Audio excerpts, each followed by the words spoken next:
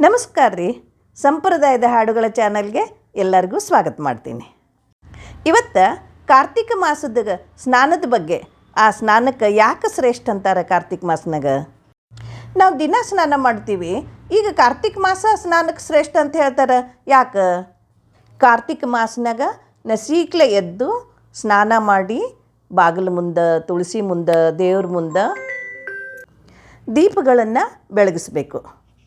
ಈ ಕಾರ್ತಿಕ ಮಾಸನಾಗ ಮಾತ್ರ ನಾವು ಅಗದಿ ಮುಂಜಾನೆ 4ರಿಂದ 6 ಒಳಗೆ ಅಂದ್ರೆ ಬ್ರಾಹ್ಮಿ ಮುಹೂರ್ತದೊಳಗೆ ಎದ್ದು ಸ್ನಾನ ಮಾಡಿ ನಕ್ಷತ್ರ ಇರುವಾಗಲೇ ಈ ದೀಪಗಳನ್ನು ಬೆಳಗಿಸೋದದ. ಇದು 1 ತಿಂಗಳ ನಾವು ದೀಪಗಳನ್ನು ಬೆಳಗಿಸ್ಬೇಕು. ಈ ಸೀಗಿ ಹುಣ್ಣಿಮೆಯಿಂದ ಬರೋ ಗೌರಿ ಹುಣ್ಣಿಮೆ ತನಕ ಕಾರ್ತಿಕ ಸ್ನಾನದ್ದು ಭಾಳ ಮಹತ್ವದ. ಇನ್ನು ದಿನ ಯಾವುದೇ ಕಾರಣದಿಂದ ಯಾವುದೇ ಮಾಸದೊಳಗೆ ಅವರಿಗೆ ಅನುಕೂಲ ಅನಾನುಕೂಲ ಗೊತ್ತಿಲ್ಲದೆ ಅವರು ಲಘು ಏಳುವಂಥ ಪದ್ಧತಿ, ಲಘು ಸ್ನಾನ ಮಾಡುವಂಥ ಒಂದು ಸಂಪ್ರದಾಯ ಇದ್ದರೆ ಅವ್ರ ಪುಣ್ಯ ಭಾಳ. ನಮಗೆ ಆಗ್ಲಾರ್ದವರು ಕನಿಷ್ಠ ಕಾರ್ತಿಕ ಮಾಸನಾಗ ಮುಂಜಾನೆ ಲಘು ಎದ್ದು ಸ್ನಾನ ಮಾಡಿ ನಕ್ಷತ್ರ ಇರುವಾಗೇ ಎಲ್ಲ ಕಡೆ ದೀಪ ಬೆಳಗಿಸಿದ್ರೆ ಇದು ಒಂದು ಪುಣ್ಯ. ಒಮ್ಮೆ ನಾರದ ಮಹರ್ಷಿಗಳು ಬ್ರಹ್ಮದೇವ್ರನ್ನ ಕೇಳ್ತಾರಂತ, ಈ ಕಾರ್ತಿಕ ಮಾಸನಾಗ ಸ್ನಾನಕ್ಕೆ ಯಾಕೆ ಶ್ರೇಷ್ಠ ಅಂತ. ಬ್ರಹ್ಮದೇವ್ರು ಹೇಳ್ತಾರೆ, ನೀವೊಂದು ಚಲೋ ಪ್ರಶ್ನೆ ಕೇಳಿ ನೋಡಪ್ಪ. ಕಾರ್ತಿಕ ಮಾಸದೊಳಗೆ ತುಲಾ ಮಾಸ ಬರ್ತದೆ. ಮಾಸಗಳಲ್ಲಿ ಕಾರ್ತಿಕ ಮಾಸ ಶ್ರೇಷ್ಠ. ಯುಗಗಳಲ್ಲಿ ಕೃತಯುಗ, ನದಿಗಳಲ್ಲಿ ಗಂಗಾ ನದಿ, ಅಲ್ಲದೆ ವೇದಗಳಲ್ಲಿ ಸಮನಾದ ಶಾಸ್ತ್ರ ಬೇರೆ ಇಲ್ಲ. ಎಂಥ ಪಾಪಿಷ್ಟ ಆದರೂ ಅವನ ಪಾಪಗಳು ಪರಿಹಾರ ಆಗಿ ಅವನು ಪಾವನ ಆಗ್ತಾನ ಅಂತ ಬ್ರಹ್ಮದೇವರು ನಾರದ ಮಹರ್ಷಿಗಳಿಗೆ ಹೇಳ್ತಾರೆ. ಮತ್ತು ಈ ಕಾರ್ತಿಕ ಮಾಸದೊಳಗೆ ಕಾವೇರಿ ನದಿ ಒಳಗೆ ಗಂಗಾದೇವಿ, ಗಂಗಾ ನದಿ ಬರ್ತಾಳಂತ. ಅದಕ್ಕೆ ಯಾರಿಗೆ ಸಾಧ್ಯನೋ ಕಾವೇರಿ ನದಿ ಸ್ನಾನ ಮಾಡಿದರೆ ಇನ್ನೂ ಚಲೋ. ಎಲ್ಲ ಕಡೆಗೂ ಕಾವೇರಿ ನದಿ ಇರೋದಿಲ್ಲ, ಆದ್ರೆ ನದಿ, ಸರೋವರ, ಪುಷ್ಕರಣಿ, ಕಲ್ಯಾಣಿ, ಸಮುದ್ರ ಹಿಂಗೆ ಎಲ್ಲಿ ಶೆಲಿ ಇರ್ತದಲ್ಲ ಅಲ್ಲಿ ಯಾರಿಗೆ ಎಲ್ಲಿ ಸಮೀಪ ಇರ್ತಾವ, ಏನು ಸಮೀಪ ಇರ್ತದೆ ಅಲ್ಲಿ ಸ್ನಾನ ಮಾಡಿದರೂ ಇದಕ್ಕೆ ಭಾಳ ಪುಣ್ಯ ಇರ್ತದೆ. ಅದು ಸಹಿತ ನಸಿಕ್ಲೆ ನಕ್ಷತ್ರ ಇರೋದ್ರಾಗೆ ಸ್ನಾನ ಮಾಡಿ ನದಿಗೂ ಪೂಜೆ ಮಾಡಿ ನದಿ ಒಳಗೆ ದೀಪ ತೇಲಿ ಬಿಡುವಂಥದ್ದು ಒಂದು ಸಂಪ್ರದಾಯ ಅದ. ನದಿ ಪೂಜೆ ಹೆಂಗೆ ಮಾಡಬೇಕು? ನದಿ ಆಗಲಿ, ಸರೋವರ ಆಗಲಿ, ಕಲ್ಯಾಣಿ ಆಗಲಿ, ನೀರು ಇರೋಕ್ಕಿಂತಲೂ ಸ್ವಲ್ಪ ಮೇಲಿನ ಪೌಂಟುಣಿಗೆ ಮೇಲೆ ಸ್ವಚ್ಛಾಗಿ ತೊಳೆದು ಅರಿಶಿನ ಕುಂಕುಮ ಹಚ್ಚಿ ಆ ನದಿಯೋ ಸರೋವರಿಯೋ ಅದರ ಒಳಗಡೆಯಿಂದ ಸ್ವಲ್ಪ ಮಣ್ಣು ತಗೊಂಡು ಒಂದು ಗುಂಪಿನಾಗ ಈಶ್ವರಲಿಂಗ ಮಾಡಬೇಕು. ಇನ್ನು 5 ಗುಂಪಿ ಗುಂಡಾಗಿ ಅಡಿಕೆ ಬೆಟ್ಟದಷ್ಟು ಹಾಕಿದರೂ ಸಾಕು. ಅದು ಪಂಚಪಿಂಡಿ ಗೌರಿ ಅಂತ. ಇಷ್ಟು ಮಾಡಿ ಅದು ಎಲ್ಲದಕ್ಕೂ ಅರಿಶಿನ ಕುಂಕುಮ, ಹೂವು, ಗೆಜ್ಜೆ ವಸ್ತ್ರ, ಗೌರಿ ಎಲ್ಲ ಸೇರಿ ಮತ್ತು ಈಶ್ವರ ಸೇರಿ ದೊಡ್ಡದಾಗಿ ಗೆಜ್ಜೆ ವಸ್ತ್ರ ಏರಿಸಬೇಕು. ಆಮೇಲೆ ಗೌರಿ ಮುಂದೆ ಒಂದು ಜಂಪರದ ಅರಿಬಿ, ಅಡಿಕೆ ಬೆಟ್ಟ, ಅಕ್ಕಿ, ಬಾಳೆಹಣ್ಣು ಎಲ್ಲ ಹಾಕಿ ಉಡಿ ತುಂಬಬೇಕು. ಒಂದು ತುಪ್ಪದ ದೀಪ ಹಚ್ಚಿ ನೈವೇದ್ಯ ಮಾಡಬೇಕು. ಬಾಳೆಹಣ್ಣಿದ್ರೆ ಬಾಳೆಹಣ್ಣು, ಯಾಕಂದರೆ ಬೆಲ್ಲ ಸಕ್ರೆಯಲ್ಲಿ ಮಾಡಲಿಕ್ಕೆ ಬರೋಂಗಿಲ್ಲ, ನೀರು ಓಡಾಡೋಂಥ ಸ್ಥಳ ಅದೆಲ್ಲ ಕರಿಗೆ ಹೋಗ್ತದೆ. ಅದಕ್ಕೆ ಬಾಳೆಹಣ್ಣು ಒಂದು ನೈವೇದ್ಯ ತೋರಿಸಿ ಹಾಗೆ ತುಪ್ಪದ ದೀಪ ಬೆಳಗಬೇಕು, ನದಿಗೂ ಬೆಳಗಬೇಕು. ಇದಲ್ಲದೆ ನದಿಗೆ ಅಂತ ಪೂಜೆ ಮಾಡುವಾಗ ಪೌಂಟುಣಿಗೆ ತೊಳೆದು ಅದಕ್ಕೆ ಅರಿಶಿನ ಕುಂಕುಮ ಹಚ್ಚಿ ಗೆಜ್ಜೆ ವಸ್ತ್ರ ಏರಿಸಿ ಹೂವು ಏರಿಸಿ ಒಂದು ಜಂಪರದ ಅರ್ಬಿ ಇಟ್ಟು ಅಕ್ಕಿ ಅಡಿಕೆ ಬಾಳೆಹಣ್ಣು ಹಾಕಿ ಉಡಿ ತುಂಬಬೇಕು. ನದಿಗೆ ಅಂತ ಆಗ್ತದೆ. ಆಮೇಲೆ ನದಿಗೂ ಒಂದು ಬಾಳೆಹಣ್ಣು ನೈವೇದ್ಯ ತೋರಿಸ್ಬೇಕು. ಆಮೇಲೆ ತುಪ್ಪದ ದೀಪ ಬೆಳಗಬೇಕು. ಇದಾದಮೇಲೆ ಎಲೆಯಿಂದ ಮಾಡಿದಂಥ ದೊನ್ನೆ ಒಳಗೆ ಅರಿಶಿನ ಕುಂಕುಮ ಹೂವು ಎಲ್ಲ ಏರಿಸಿ ಅದರಲ್ಲಿ ಒಂದು ತುಪ್ಪದ ದೀಪ ಇಟ್ಟು ಕನಿಷ್ಠ ಒಬ್ಬೊಬ್ಬರು 2 ಆದರೂ ನದಿ ಒಳಗೆ ಈ ದೀಪನ ತೇಲಿ ಬಿಡಬೇಕು. ಮತ್ತು ಅಲ್ಲಿ ಇದ್ದಂಥ ಬೇರೆ ಮುತ್ತೈದೆಯರಿಗೂ ಅರಿಶಿನ ಕುಂಕುಮ ಹೂವು ಕೊಟ್ಟು ಅಕ್ಕಿ ಅಡಿಕೆ ಹಾಕಿ ಉಡಿ ತುಂಬಬೇಕು. ಬೆಳಕು ಹರಿಯೋದ್ರಾಗೆ ಇಷ್ಟೆಲ್ಲ ಮಾಡಿದಾಗ ಅದು ಎಂಥ ಆನಂದ, ಅದು ಎಂಥ ಪರಿಸರ. ನದಿ ಒಳಗೆ ಮ್ಯಾಲಿಂದ ದೀಪಗಳು ತೇಲಿ ಬರ್ತಿರ್ತಾವ. ಈ ಕಾರ್ತಿಕ ಮಾಸನಾಗ ನೋಡಲಿಕ್ಕೆ ಒಂದು ಚಂದ. ಯಾರು ಬೇಕಾದಷ್ಟು ದೀಪಗಳನ್ನ ನದಿ ಒಳಗೆ ತೇಲಿ ಬಿಡ್ಲಿಕ್ಕೆ ಸಾಧ್ಯದ. ಕನಿಷ್ಠ ಅಂದರೆ 2 ಮಾತ್ರ ಬಿಡಲೇಬೇಕು. ನಮ್ಮ ಸಮೀಪ ಯಾವ ನದಿನೂ ಇಲ್ಲ, ಸರೋವರ ಇಲ್ಲ, ಕಲ್ಯಾಣಿ ಇಲ್ಲ, ಸಮುದ್ರ ಇಲ್ಲ, ಯಾವುದೂ ಇಲ್ಲ. ನಾವು ಏನು ಮಾಡ್ಲಿಕ್ಕೆ ಸಾಧ್ಯ ಅಂತಂದ್ರೆ ನಾವು ಮನೆ ಒಳಗೆ ಸ್ನಾನ ಮಾಡುವಾಗ ಮುಂಜಾನೆ ಲಘು ಎದ್ದು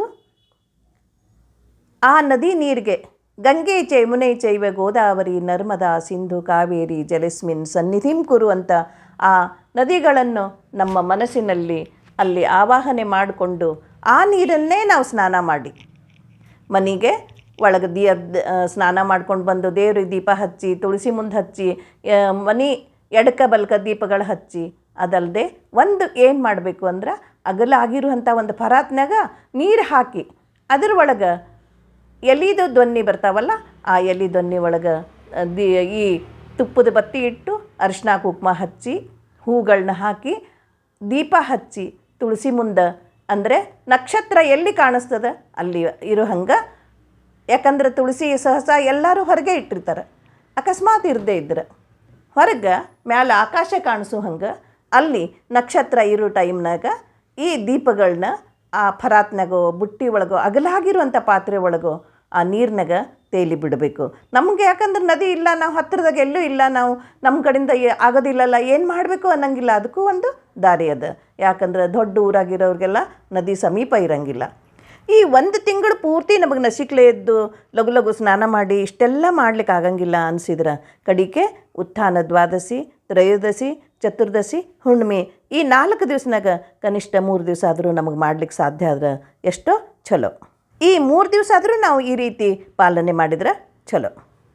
ಎಲೆ ದೊನ್ನಿ ಒಳಗೆ ಅರಿಶಿನ ಕುಂಕುಮ ಹಾಕಿ, ಹೂ ಹಾಕಿ, ಅದಕ್ಕೆ ತುಪ್ಪದ ದೀಪ ಇಟ್ಟು ಒಂದು ಕನಿಷ್ಠ 2 ಆದರೂ ಬಿಡ್ಬೇಕಂತ ಹೇಳೀನಿ. ನಿಮ್ಮ ಖುಷಿಗೆ ಎಷ್ಟಾದರೂ ದೀಪಗಳನ್ನ ಆ ಒಂದು ಪರಾತ್ನಾಗ ಬಿಡ್ರಿ. ಈ ಕಾರ್ತಿಕ ಮಾಸನಾಗ ಈ ರೀತಿ ದೀಪ ತೇಲಿ ಬಿಡೋದು ಇದು ಒಂದು ಸಂಪ್ರದಾಯ. ಈ ಮಾಸದ ಒಳಗೆ ನದಿ ಹತ್ತಿರ ನಾವೆಲ್ಲ ನದಿ ಇದ್ದ ಊರಿನಾಗೆ ಬೆಳೆದಿದ್ದು, ಅಲ್ಲಿ ನದಿಗೆ ನೀರು ತರ್ಲಿಕ್ಕಂತ ಹೋದ್ರೆ ಮ್ಯಾಲಿಂದ ದೀಪಗಳು ನಕ್ಷತ್ರದಂಗೆ ತೇಲಿ ಬರ್ತಿರ್ತಾವೆ. ಅಷ್ಟು ಚಂದ ಕಾಣಿಸ್ತದೆ ನದಿಗೆ ಹೋದ್ರೆ.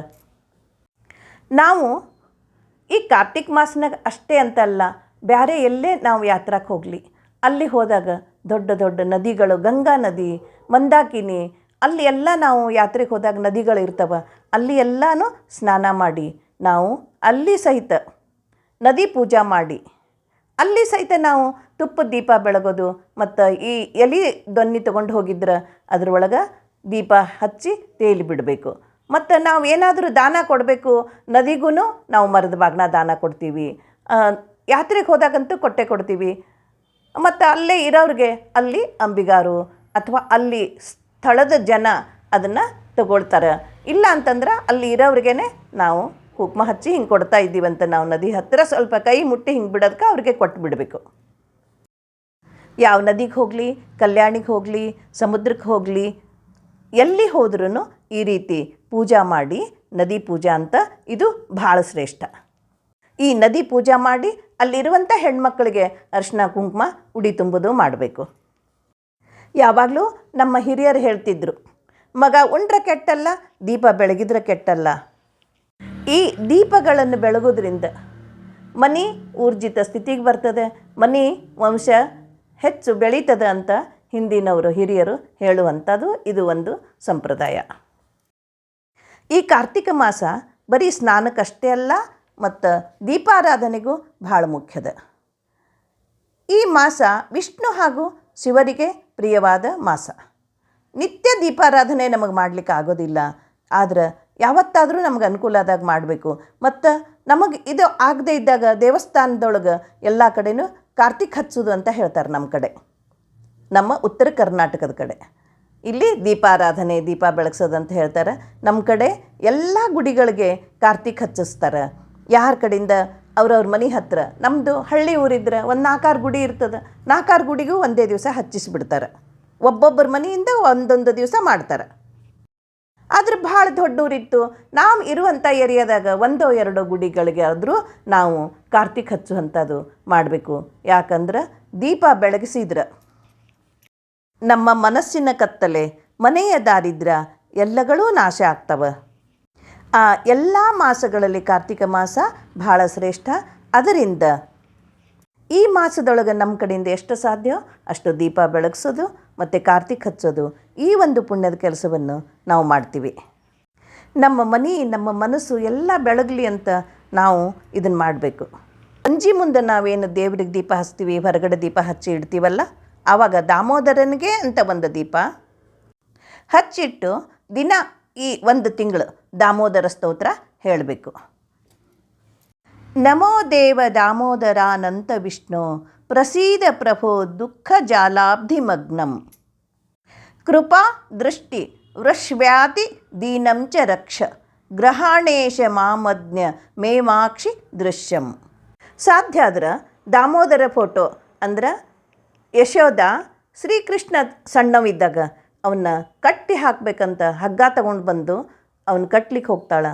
ಎಷ್ಟು ಹಗ್ಗ ತಂದ್ರೂ ಅಷ್ಟು ಹಗ್ಗ ತಂದಂಗೆ ಕೃಷ್ಣ ತನ್ನ ಹೊಟ್ಟೆ ಇಷ್ಟು ಉಬ್ರ ಮಾಡಿ ಕಟ್ಲಿಕ್ಕೆ ಬರಲಾರ್ದಂಗೆ ಮಾಡ್ದ.